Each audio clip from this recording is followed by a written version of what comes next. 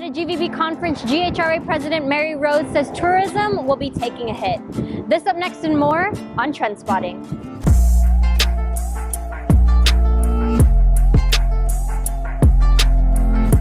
Hafid everyone, I'm Cami Aguirola and welcome back to another episode of TrendSpotting. Here are the topics that had you talking this week, starting with Team Guam going against Team New Zealand this Sunday.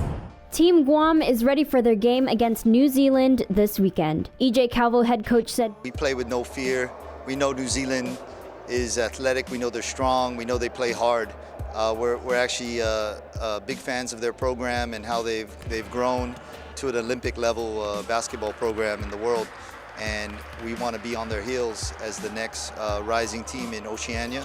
Team Guam is riding an undefeated 24-0 win streak dating back to the 2018 Micronesian Games. Guam ran the tables in Yap and swept the FIBA Asia Cup qualifiers held in Thailand and is back-to-back Pacific Games gold medalists. Center Jonathan Galloway said, "I'm very excited. This is my first really opportunity to be able to play in front of the home crowd. We had a 3-on-3 tournament, but besides that, I've never been able to play a regulation game. So being able to do that at the highest level that our program and our team has ever played in, it's a great opportunity." The game against New Zealand will be tough, but the guys are motivated and ready to hold down home court. Here are some of your comments. Bernadita Kitagua said, "Congratulations, Team Guam. We got this." And another Facebook user said, "Let's win this, Team Guam." GHRA President Mary Rhodes advises the tourism industry to wake up. The Guam Visitors Bureau held its second briefing with industry officials on efforts to safeguard against the coronavirus. While everyone is doing their part, the numbers aren't looking so good. Guam Hotel and Restaurant Association President Mary Rhodes advised tourism industry folks to wake up. Even though Guam's public health, the airport, and GVB are doing its best to ward off the coronavirus, more needs to be done.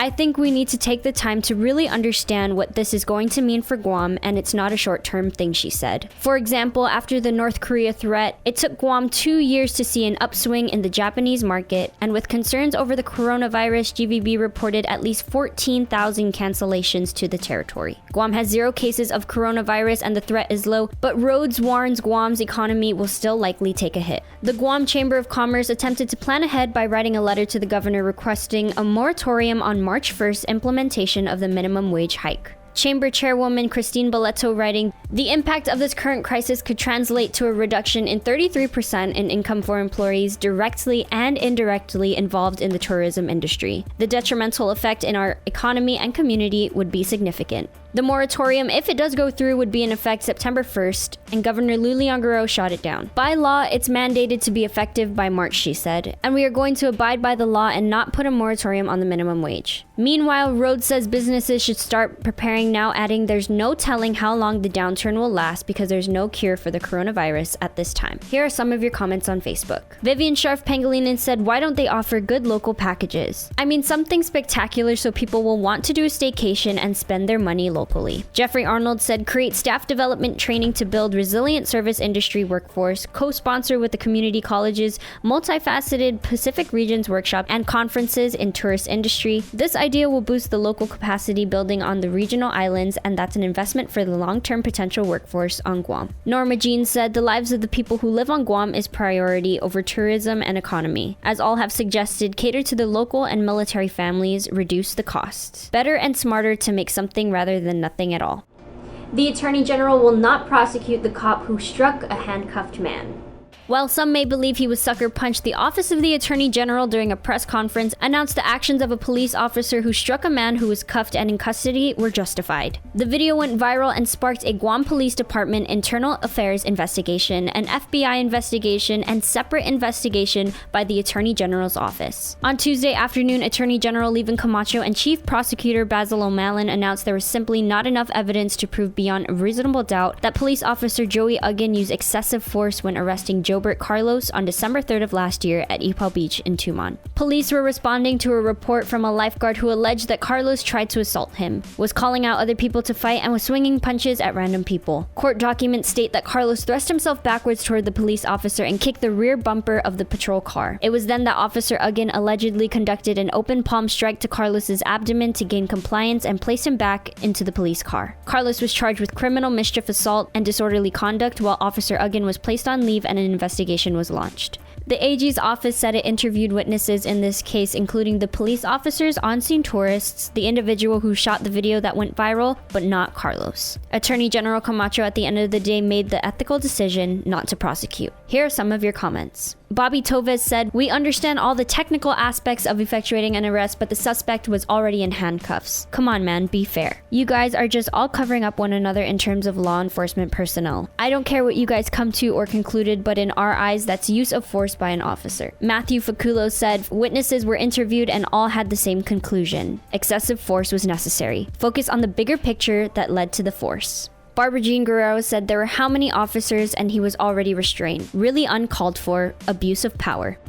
The governor says the new law to fund GMH can't be carried out. A bill to appropriate $10 million to the Guam Memorial Hospital may have allowed to lapse into law, but according to Governor Lou Leon Guerrero, it cannot be executed. The $10 million was to go toward the replacement of the electrical panel, pay for a generator, roof repairs, and to purchase an electronic health record system. The legislation was passed unanimously by all senators that were present during the vote. The governor does not share the legislature's desire to fix hospitals' problems below. In her message to the legislature, she writes that because she also recognizes $10 million isn't enough, she has asked the Guam Economic Development Authority to immediately consider financing options. Health Oversight Chair Senator Therese Terlahi, in the meantime, has introduced legislation to prioritize millions of dollars in the governor's proposed fiscal year 2021 budget to go towards the GMH improvement projects. Terlahi saying the senator's proposed budget doesn't allocate funding for the known urgent capital improvement needs at the hospital. Her Bill 294 would immediately dedicate an additional $11 million to GMH capital improvement and equipment priorities from fiscal year 2021 revenues. This investment will allow the adequate planning and thorough vetting of additional long-term construction plans for the hospital. On Facebook, Swang Edwards said, "It's been an emergency for the past 20 years.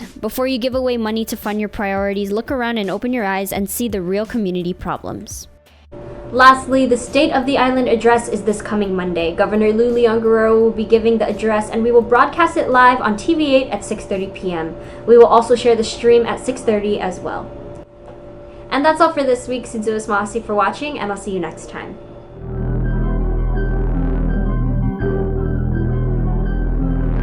On February 23rd, international basketball arrives on Guam.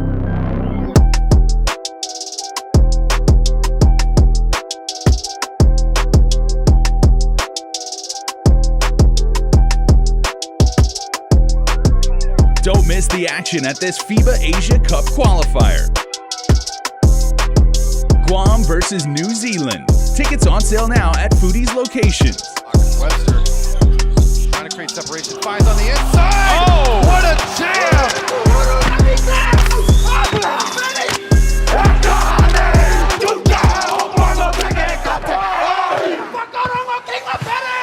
Guam versus New Zealand is brought to you by Bank of Guam, Docomo Pacific, Gatorade, Foodies, Coors Light, KFC, Kloppenberg Enterprises, and KUAM Communications.